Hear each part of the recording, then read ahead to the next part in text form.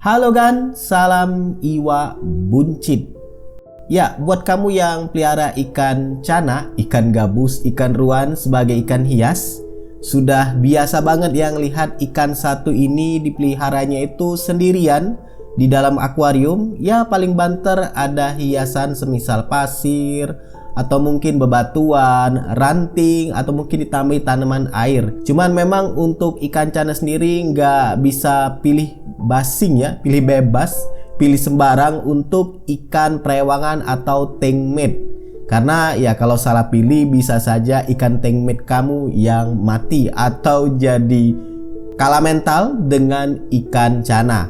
Karena ikan cana sendiri sifatnya itu teritorial ya, ikan yang agresif, sehingga kalau misalkan ada ikan lain yang masuk ke dalam wilayahnya, ikan cana akan berusaha untuk mengusir, mengganggu, atau bahkan membunuh ikan tankmate tersebut kalau misalkan salah pilih. Terlebih ikan cana juga termasuk ikan yang cukup aktif, bahkan bisa dibilang aktif, walau memang ikan cana juga di alamnya sendiri dia sering sembunyi berada di wilayah atau perairan yang agak gelap, yang jarang terpapar sinar matahari, dan kalaupun ada nggak terlalu banyak. Tapi tetap aja ikan ini adalah ikan predator, ikan karnivora, ikan yang memakan ikan-ikan kecil lain atau mungkin serangga dan lain sebagainya. Sehingga kalau pilih ikan tankmate yang asalan, bisa saja ikan tankmate kamu yang menderita. Nah, di video kali ini admin akan coba bagikan ke kamu setidaknya ada 15 jenis ikan yang bisa kamu jadikan tankmate untuk si cana.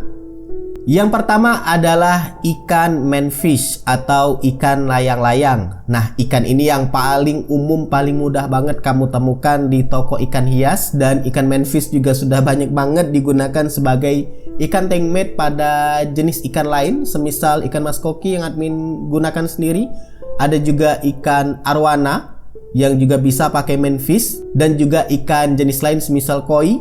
Intinya memang manfish ini kayak ikan yang hampir bisa dibilang serba bisa untuk tankmate ya. Cuman memang ada beberapa kondisi tertentu yang harus kamu lakukan misalkan ingin menjadikan ikan manfish sebagai ikan tankmate. Yang pertama adalah jangan punya ukuran ikan manfish yang kecil daripada ikan cananya sendiri. Ya itu bisa aja jadi makanan untuk ikan tankmate, yaitu bisa aja jadi makanan untuk ikan cana. Kemudian peliharanya itu jangan satu ekor, jadi harus berkumpul, ada mungkin misalkan 5 manfish, supaya dia kayak bentuk wilayah teritori tertentu di dalam akuarium.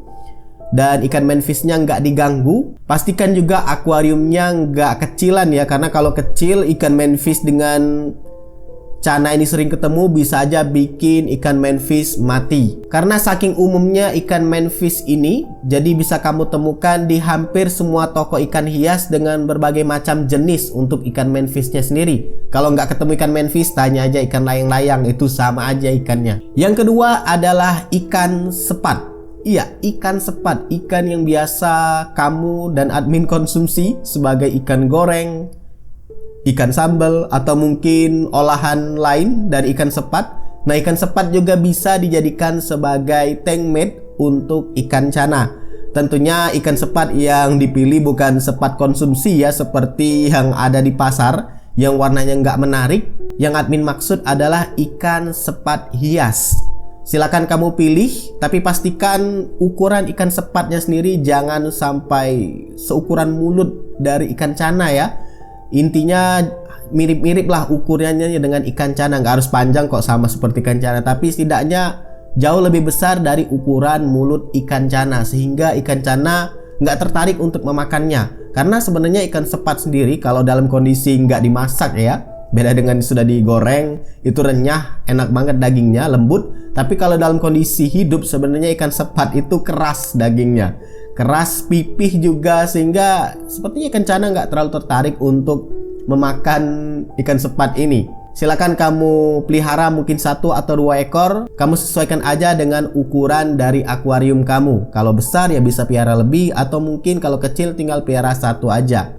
Yang ketiga adalah ikan arwana. Ya, ikan arwana juga bisa kamu jadikan sebagai tank mate untuk ikan cana. Nah, ada beberapa jenis sebenarnya ikan arwana yang bisa kamu jadikan tank mate pada ikan cana. Salah satunya adalah ikan arwana silver. Ya, silver, perak, itu bisa kamu jadikan tank mate untuk ikan cana. Karakteristik dari ikan arwana silver, perak ini tuh cukup kalem ya, dibanding dengan ikan arwana jenis lain. Tinggal kamu sesuaikan saja, karena ikan arwana silver ini untuk beberapa jenis ada yang lumayan harganya, tapi tinggal kamu cari aja yang sesuai dengan ukuran ikan cana kamu satukan dengan akuarium yang besar tentunya, karena ikan arwana silver sendiri kalau sudah gede itu juga besar. Apalagi kalau kamu misalkan pelihara ikan cana micropeltes atau mungkin maru atau mungkin auranti, tentunya nggak cukup dengan akuarium 1 meter aja.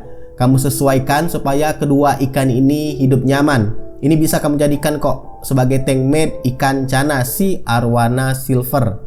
Yang keempat adalah ikan Oscar. Iya, ikan yang berasal dari sungai Amazon Brazil ini, yang sebenarnya sudah lama ya populer di kalangan penghobi ikan hias di Indonesia. Cuman memang nggak terlalu sepopuler ikan arwana, ikan cana yang baru-baru ini, ikan mas koki, koi. Tapi ikan Oscar juga sebenarnya ada peminatnya kok. Nah, ikan Oscar ini juga bisa kamu pelihara dalam satu akuarium bersama cana.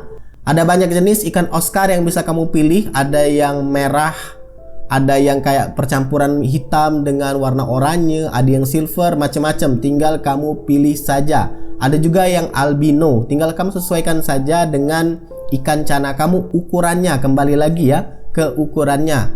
Dan pastikan juga dikasih makan dengan benar, jangan sampai telat, karena kedua ikan ini ikan predator. Jangan sampai saling berkelahi berebut makanan. Untuk ukuran akuarium sebenarnya nggak terlalu masalah ya, tapi sebisa mungkin taruh di akuarium yang luas supaya kedua ikan ini nyaman hidupnya. Yang kelima adalah ikan aligator gar. Ya, ikan ya sejenis buaya ya, aligator ya.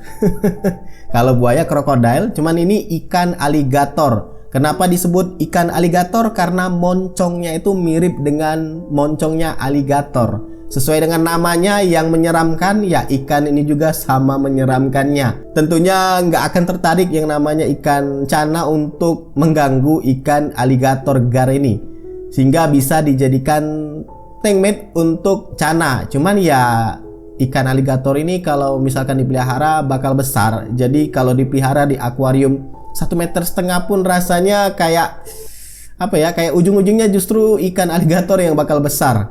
Jadi kamu harus pikir-pikir lagi kalau misalkan tetap ingin menjadikan ikan aligator gar ini sebagai tank mate ikan cana. Tapi intinya ikan cana, ikan aligator gar itu bisa kamu gabung menjadi ikan yang ada di dalam satu akuarium. Yang keenam adalah ikan arapaima. Nah, ikan ini sebenarnya ya ikan yang dilarang untuk dipelihara di Indonesia karena ikan ini invasif sifatnya, mengganggu ekosistem ikan yang ada di perairan lokal, sehingga kalau kamu pelihara ikan ini sebenarnya harus dimusnahkan.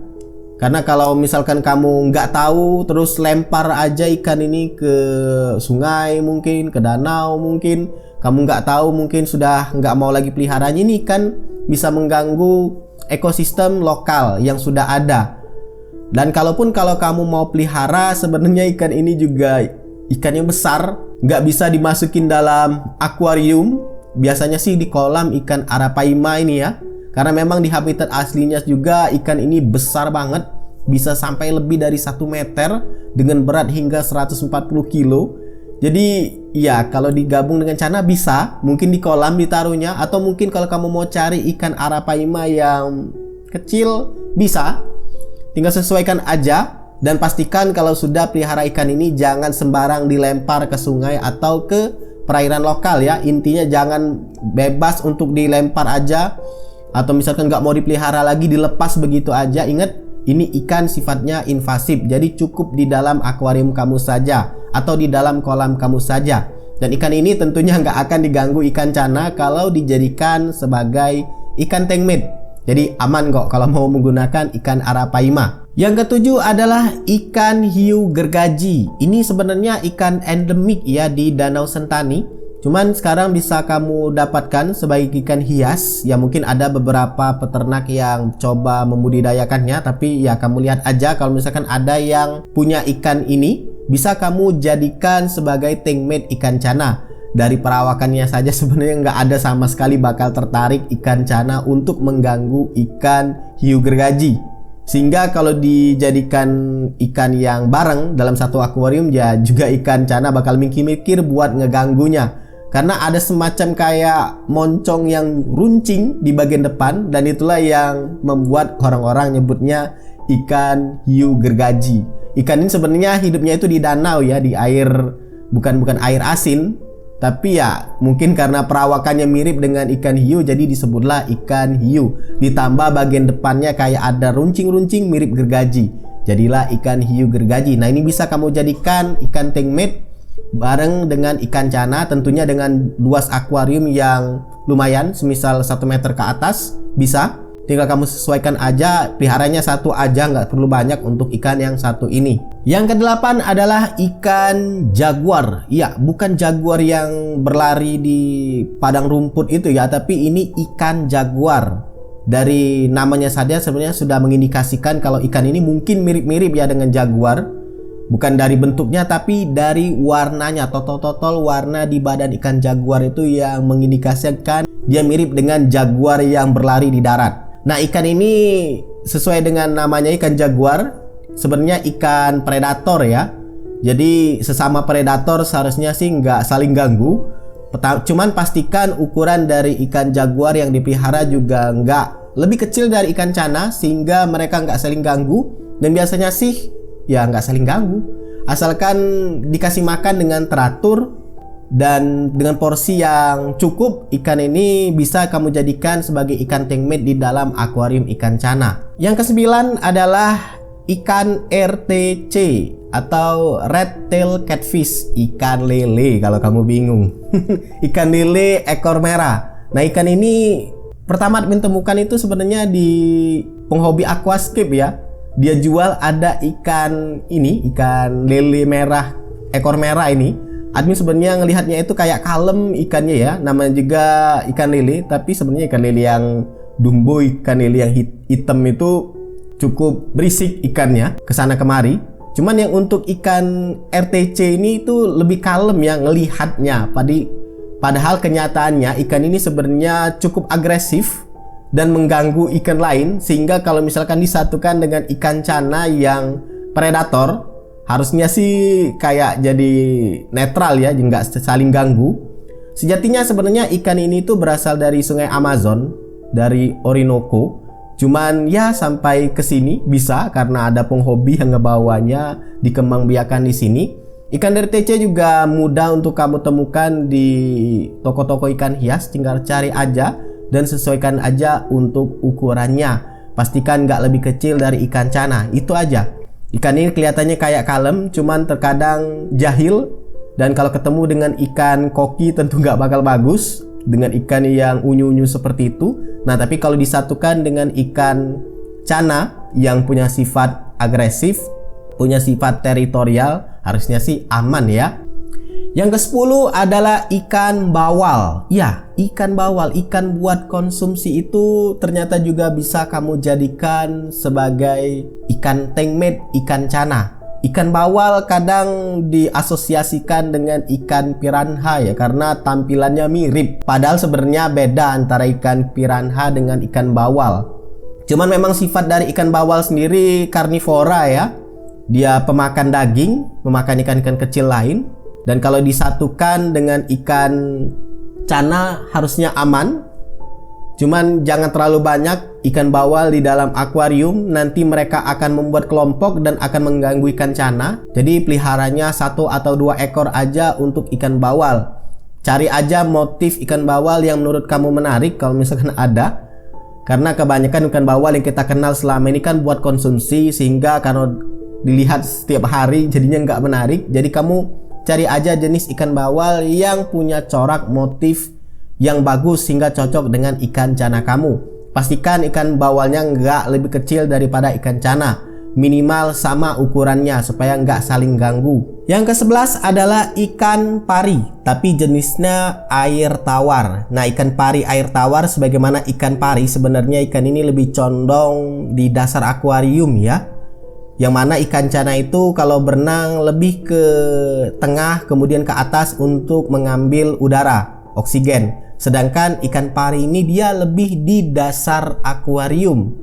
Sehingga ikan cana ketika digabung dengan ikan pari atau ikan pari air tawar ini sebagai ikan tengmetnya ikan cana itu aman, karena ikan pari kan di bawah lebih condong di dasarnya. Tinggal kamu pilih aja ikan pari yang ukurannya nggak besar ya, mungkin selebar telapak tangan orang dewasa atau lebih kecil dari itu nggak apa-apa. Karena kalau misalkan kamu yang lebih besar, ambilnya juga kita akan lebih fokus pada ngelihat ikan pari bukan ikan cananya. Karena tugas dari tengmet sebenarnya bukan untuk dilihat sebagai ikan utama, tapi kayak sebagai apa ya, kayak sebagai penghias aja, tambahan, hiasan tambahan dari ikan utamanya.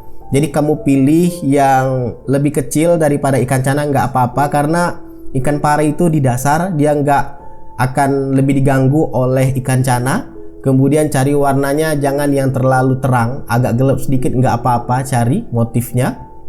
Kamu bisa pelihara 1 atau 2 ekor, pelihara aja yang agak kecil, jangan yang besar. Karena ikan pari ini sebenarnya bisa punya ukuran yang besar hingga 2 meter, ya tentunya dengan harga yang mahal juga ya. Nah, intinya ikan pari air tawar ini bisa kamu satukan dalam akuarium sama dengan ikan cana.